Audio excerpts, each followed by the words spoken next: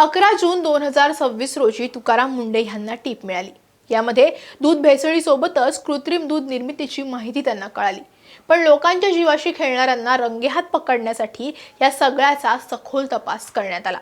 त्यानंतर आपल्या धडक आणि धडाकेबाज कार्यपद्धतीसाठी प्रसिद्ध असलेले अन्न आणि औषध प्रशासनाचे आयुक्त तुकाराम मुंढे यांनी दूध क्षेत्रातला आजवरचा सगळ्यात मोठा आणि थरारक सर्जिकल स्ट्राईक केलाय। केवळ एखादा छापा टाकून काही लिटर दूध जप्त करणं हा या कारवाईचा हेतू नव्हता, तर थेट कृत्रिम दूध बनवणाऱ्या आणि संपूर्ण राज्यात विष पसरवणाऱ्या एका संघटित गुन्हेगारी रॅकेटची पाळंमुळंच उपटून टाकण्यात आली आहे। या संपूर्ण कारवाईचा थरार, कृत्रिम दुधाचं खतरनाक मॅपिंग आणि तुकाराम मुंढेंनी हे रॅकेट कसं उद्ध्वस्त केलं याचा सविस्तर आढावा या व्हिडिओच्या माध्यमातून घेऊयात। नमस्कार, मी कोमल आचरेकर आणि तुम्ही पाहत आहात महाराष्ट्र टाइम्स ऑनलाईन। तर या धडक मोहिमेची सुरुवात झाली एका अत्यंत गोपनीय आणि विश्वासार्ह टीपनं। अन्न आणि औषध प्रशासनाच्या गुप्तवार्ता पथकाला ही माहिती मिळाली होती की महाराष्ट्राच्या बाजारात मोठ्या प्रमाणावर कृत्रिम आणि भेसळयुक्त दुधाचा पुरवठा केला जातोय। सामान्यतः अशा माहितीनंतर अधिकारी एखाद्या दुकानावर किंवा गाडीवर छापा टाकतात, पण तुकाराम मुंढेंच्या नेतृत्वाखालील एफडीएनं रणनीती बदलली। एफडीएच्या पथकानं गोपनीय माहितीच्या आधारे तपास केला, माहितीचं विश्लेषण आणि पुरवठा साखळीचं मॅपिंग सुरू केलं। संशयित लोकांवर पाळत ठेवण्यात आली। अधिकारी साध्या वेशात फिरू लागले, वैज्ञानिक पुराव्यांची साखळी तयार करण्यात आली आणि अखेर या संपूर्ण रॅकेटचा मुख्य स्रोत शोधून काढण्यात आला। तपासादरम्यान अत्यंत धक्कादायक माहिती समोर आली। ती म्हणजे पुणे जिल्ह्यातील मंचर आणि त्याच्या आजूबाजूचा परिसर हा संपूर्ण विषारी साखळीचा मुख्य हब होता। तिथूनच कृत्रिम दूध तयार करण्याचं कच्चे पदार्थ आणि तंत्रज्ञान संपूर्ण महाराष्ट्रात पोहोचवलं जात होतं। जेव्हा एफडीए आणि पोलीस प्रशासनानं संयुक्त छापे टाकले, तेव्हा तिथलं दृश्य पाहून अनुभवी अधिकाऱ्यांचे सुद्धा डोळे पांढरे झाले। तिथे गायी किंवा म्हशी नव्हत्या, तर रासायनिक प्रयोगशाळांसारखे ड्रम भरलेले होते। आपण ज्याला दूध समजून पितो ते प्रत्यक्षात तपासादरम्यान skimmed milk powder, whey dairy permeate powder, amplifier detergent, shampoo, palm तेल याचा वापर करून कृत्रिम दूध तयार केलं जात असल्याचं स्पष्ट झालं।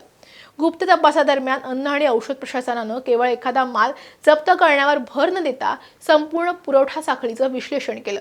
यामध्ये मुख्य पुरवठादार, मध्यस्थ, सल्लागार, दूध संकलन केंद्र, चिलिंग सेंटर्स आणि पुढील विक्री व्यवस्था याची साखळी उलगडली। तपासात मंचर येथील सुशांत हिंगे हा मुख्य सूत्रधार असल्याचं निष्पन्न झालं, तर संदीप लोढा हा या संपूर्ण व्यवहारात सल्लागार म्हणून काम करत होता। या तपासामध्ये शेतकरी, दूध संकलन केंद्र, चिलिंग सेंटर आणि मोठ्या पॅकिंग केंद्रांना सुद्धा आवश्यक भेसळ द्रव्याचा नियमित पुरवठा केला जात असल्याचं स्पष्ट झालं। या टोळीची कार्यपद्धती अत्यंत नियोजनबद्ध होती। पाणी, skimmed milk powder, whey dairy permeate powder, amplifier detergent अथवा शॅम्पू आणि पाम तेल यांचं विशिष्ट प्रमाणात मिश्रण करून कृत्रिम दूध तयार केलं जात होतं। त्यानंतर हे मिश्रण नैसर्गिक दुधामध्ये मिसळून ग्राहकांची दिशाभूल केली जात होती। कमी खर्चात मोठ्या प्रमाणावर नफा मिळवण्यासाठी ही पद्धत वापरली जात असल्याचं तपासामध्ये स्पष्ट झालंय। मुख्य आरोपीकडून जी माहिती मिळाली त्या माहितीच्या आधारे अन्न आणि औषध प्रशासन आणि पुणे ग्रामीण पोलीस यांच्या संयुक्त पथकांनी 4 आणि 5 जुलै 2026 रोजी पुणे, अहिल्यानगर, सोलापूर, जालना आणि ठाणे या 5 जिल्ह्यांमध्ये एकाच वेळी नियोजनबद्ध धाडी टाकल्या। या कारवाईसाठी अन्न आणि औषध प्रशासनाचे सुमारे 30 अन्न सुरक्षा अधिकारी तर 40 पोलीस अधिकारी आणि कर्मचारी या विशेष पथकांनी काम केले। प्रत्येक पथकाला पूर्वनियोजित टार्गेट, पुरावे, तपासाची दिशा आणि कायदेशीर कारवाईचे स्पष्ट निर्देश आधीच देण्यात आले होते।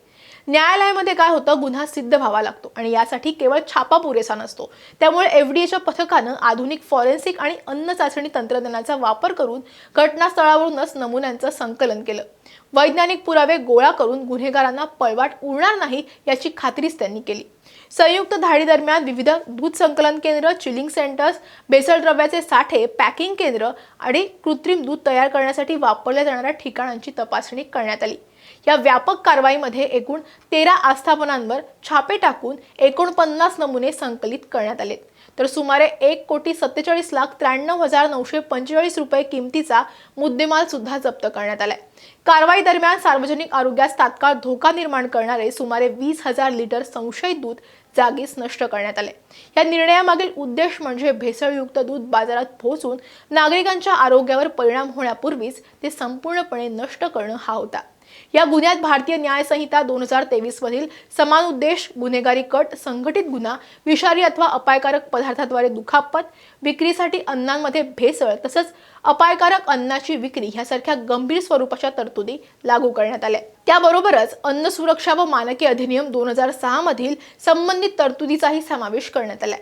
या प्रकरणात एकूण 26 आरोपींचा समावेश असून आतापर्यंत 13 आरोपींना अटक करण्यात आली आहे। उर्वरित आरोपींचा शोध सुरू असून तपासाच्या प्रगतीनुसार पुढील अटक कारवाई केली जाणार असल्याचंही सांगितलं जात आहे। अटक करण्यात आलेल्या सगळ्या आरोपींना सक्षम न्यायालयासमोर हजर करण्यात आलं आणि न्यायालयानं त्यांना 5 दिवसांची पोलीस कोठडी सुद्धा मंजूर केलेली आहे। या कोठडी दरम्यान आर्थिक व्यवहार, बँक व्यवहार, पुरवठा साखळी, संबंधित कागदपत्र, इलेक्ट्रॉनिक पुरावे तसंच इतर सह आरोपींबद्दल सखोल चौकशी सुरू करण्यात आलेली आहे। मुख्य आरोपीच्या फोनमधील डेटामधून त्याला आलेले मेसेज हे कृत्रिम दूध किती, कुठे आणि कशा पद्धतीने पाठवलं जात आहे या संदर्भातले मेसेज समोर आले।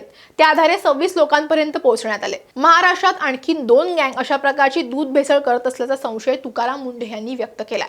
त्यामुळे आता भेसळयुक्त दूध किंवा इतर कोणत्याही अन्न पदार्थाबाबत केवळ किरकोळ कारवाई न करता त्यांच्या मूळ स्रोतापर्यंत पोहोचून संपूर्ण रॅकेट उद्ध्वस्त करण्यावर भर देण्यात येणार आहे।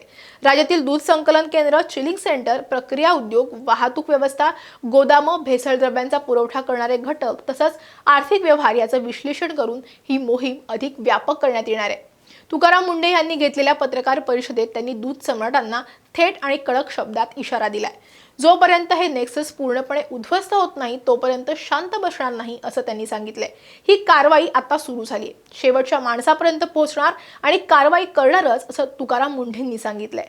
अन्न आणि औषध प्रशासनानं केलेली ही आतापर्यंतची सगळ्यात मोठी कारवाई ठरली आहे। ही फक्त सुरुवात आहे। यातून धागेदोरे सापडलेत आणि ते भयंकर आहेत। यात ज्या कुणाचा सहभाग असेल त्यांना सोडणार नाही असा इशाराच तुकाराम मुंढे यांनी दिलाय। माहिती देणारे आता पुढे येतात, नागरिकांनीही सजग राहावं असं आवाहनही त्यांनी केलंय। जे कोणी भेसळ करत असतील त्यांनी आत्ताच्या आत्ता हे कृत्य थांबवावं, अन्यथा त्यांची गय केली जाणार नाही अशी तंबीज तुकाराम मुंढे यांनी दिली आहे। त्यामुळे या कारवाईमुळे केवळ मंचरमधील रॅकेट उद्ध्वस्त झालं नाहीये, तर संपूर्ण महाराष्ट्रातील दूध संकलन केंद्रांचं ऑडिटच सुरू झालंय। या रॅकेटमध्ये अडकलेल्या मोठ्या माशांवर केवळ दंडात्मक कारवाई न करता त्यांना थेट तुरुंगाची हवाच खावी लागणार आहे।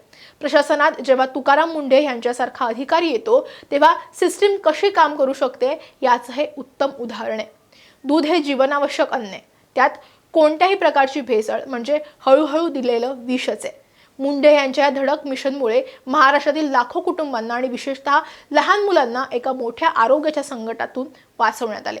नागरिक म्हणून आपली ही जबाबदारी आहे की दुधाच्या दर्जाबाबत जर तुम्हाला कोणतीही शंका असेल तर तातडीनं अन्न आणि औषध प्रशासनाकडे तक्रार करा। तुकाराम मुंढेंचा हा स्ट्राईक अशाच सजग नागरिकांच्या साथीनं अधिक मजबूत होईल।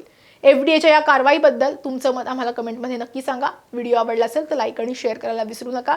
असेच व्हिडिओ पाहण्यासाठी महाराष्ट्र टाइम्सचं यूट्यूब चॅनल सबस्क्राईब करा। आम्हाला इन्स्टा, फेसबुकवरती फॉलो करा आणि हा व्हिडिओ शेवटपर्यंत पाहिला त्यासाठी धन्यवाद।